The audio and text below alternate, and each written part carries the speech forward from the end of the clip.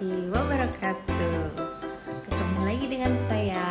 Kenalkan, nama saya Lilis Anggawati Astuti, nomor RH 19, serta Latsar angkatan 17 dari Puslatbang LAN KDOD Samarinda, Kalimantan Timur.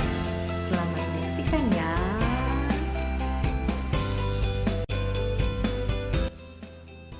Baik, untuk jurnal saya yang kedua yang bertemakan isu-isu kontemporer. Yang pertama mengenai revolusi industri 4.0. Ini merupakan refleksi materi yang dibawakan oleh Bapak Rahmat Suparman. Analisa masalah. Berkembangnya isu-isu kontemporer dikarenakan banyaknya masalah-masalah baru yang muncul oleh karena berkembangnya teknologi yang tidak disertai dengan kesiapan orang yang mengalaminya. Sehingga mau tidak mau orang-orang zaman sekarang harus mengikuti arus.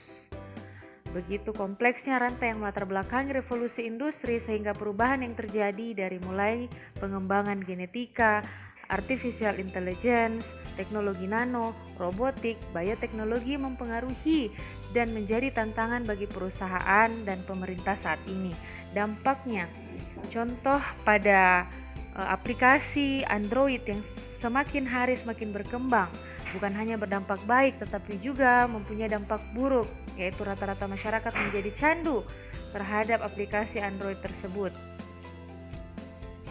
Nah, dalam pertemuan WEF tahun 2016 disebarkan polling yang bertajuk The Future of Software and Society. Setidaknya 25% responden membenarkan dan percaya bahwa kita sedang dalam era industri 4.0.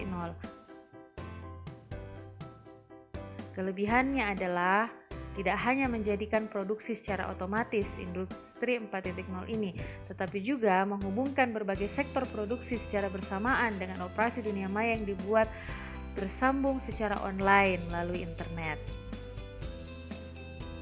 Kekurangannya adalah artificial intelligence tidak memiliki empati, tidak memiliki imajinasi, terlebih lagi dia tidak memiliki perasaan ataupun hati.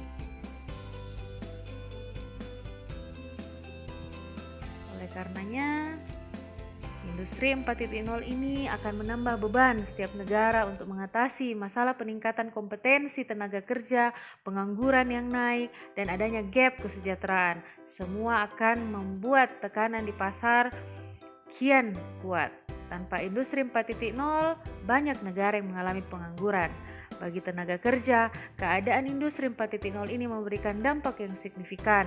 Pabrik-pabrik pintar nyaris tidak membutuhkan tenaga kerja, kecuali sedikit tenaga kerja yang sangat terampil yang dibutuhkan.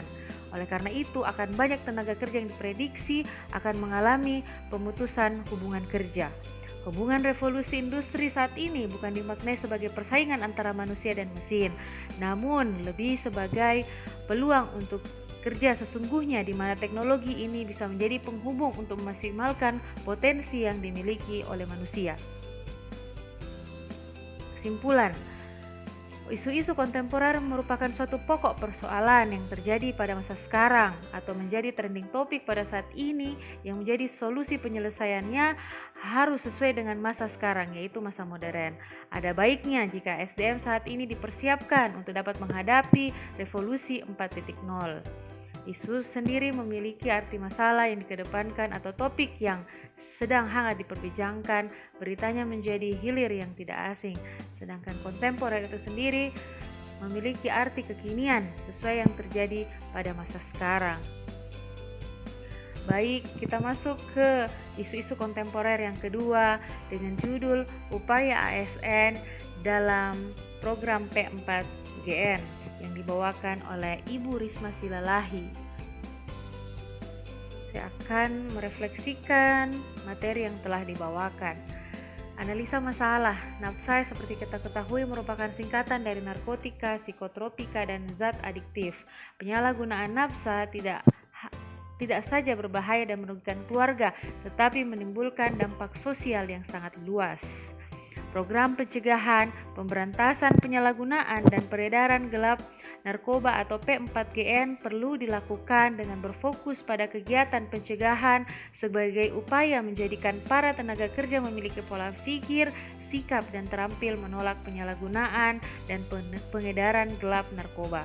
Dasar hukumnya ada pada Kaltim 7/2017 Undang-Undang Nomor 35/2009 tentang Fasilitas P4GN, Permendagri Nomor 12/2019, Inpres Nomor 2/tahun 2020.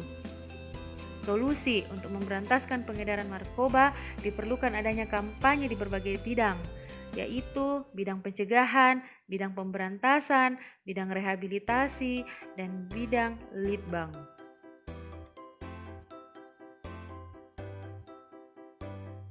Permasalahan penyalahgunaan narkoba telah merambah ke semua tatanan kehidupan masyarakat. Oleh karena itu, diperlukan upaya-upaya pencegahan dan pemberdayaan masyarakat yang komprehensif dan berkesinambungan.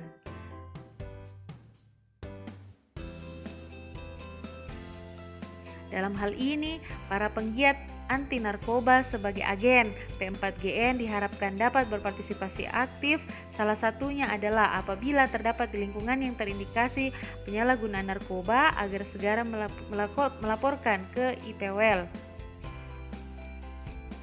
Penggiat anti narkoba diharapkan bisa menjadi perpanjangan tangan BNN dalam upaya pelaksanaan program P4GN.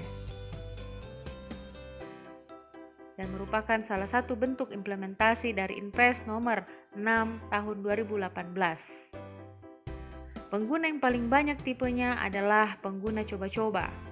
Pengguna tersebut dapat diobati dengan pendekatan secara personal, secara pribadi, dan pendekatan keluarga tanpa harus menjadi pengguna yang tetap. Ada beberapa paradigma bahwa orang yang memiliki masalah dengan narkotika merupakan tindakan kriminal. Lingkungan pendidikan merupakan mitra strategis dalam penanganan narkoba, terutama di kalangan anak muda, sehingga diharapkan peran guru, dosen dalam memberi sikap, pengetahuan, dan keterampilan sehingga dapat mengimplementasikan program P4GN secara mandiri dan berkesinambungan. Nah, di bidang pendidikan itu sendiri, upaya pencegahan bisa dilakukan dengan menyiapkan materi anti narkoba pada mata kuliah atau pelajaran dengan tujuan untuk meningkatkan kewaspadaan pelajar dan mahasiswa akan bahaya narkoba. Narkoba menjadi ancaman serius bagi generasi muda. Oleh karena itu, anak muda harus disadarkan bahwa sejatinya narkoba itu merupakan kenikmatan sesaat saja, tetapi akan menghancurkan masa depannya dalam jangka waktu yang sangat panjang.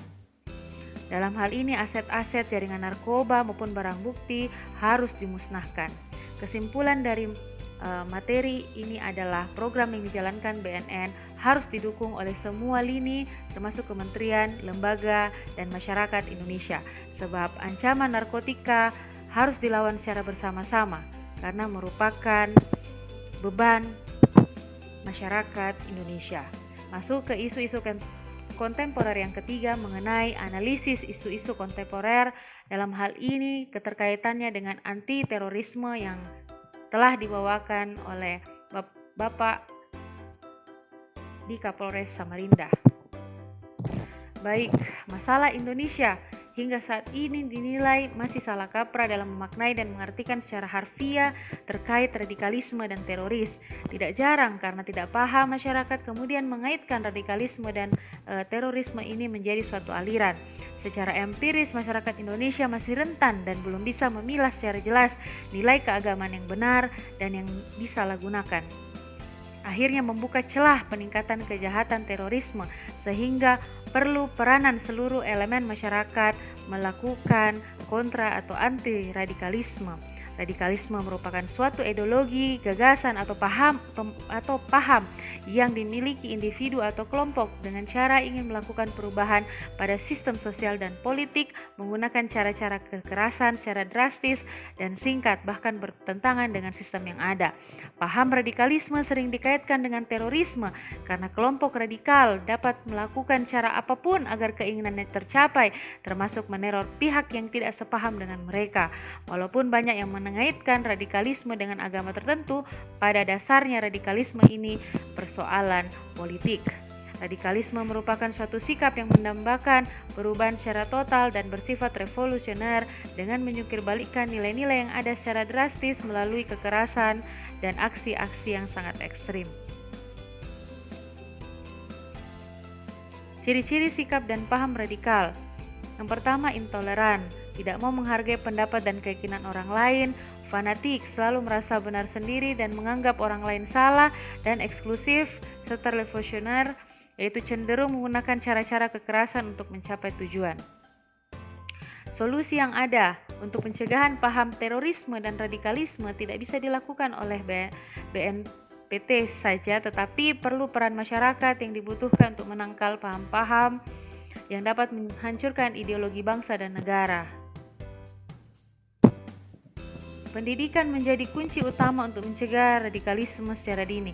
Misalkan, lembaga pendidikan harus membangun daya kritis generasi muda dalam mencerna informasi di dunia maya, sebab paham radikalisme juga disusupi melalui dunia cyber. Kesimpulan dari materi saya kali ini adalah saat ini sangat mendesak adanya upaya penguatan masyarakat sipil dalam kontra atau anti-radikalisme sehingga bisa membuat bangsa ini tidak terperosok pada konflik dan penyebaran paham radikalisme. Oleh karena itu diperlunya peranan dari seluruh aspek masyarakat Indonesia. Sekian dan terima kasih. Semoga ada manfaat dari pemaparan yang telah saya berikan. Kurang lebihnya mohon dimaafkan. Sampai ketemu pada jurnal-jurnal saya yang berikutnya. Salam sehat. Wassalamualaikum warahmatullahi wabarakatuh.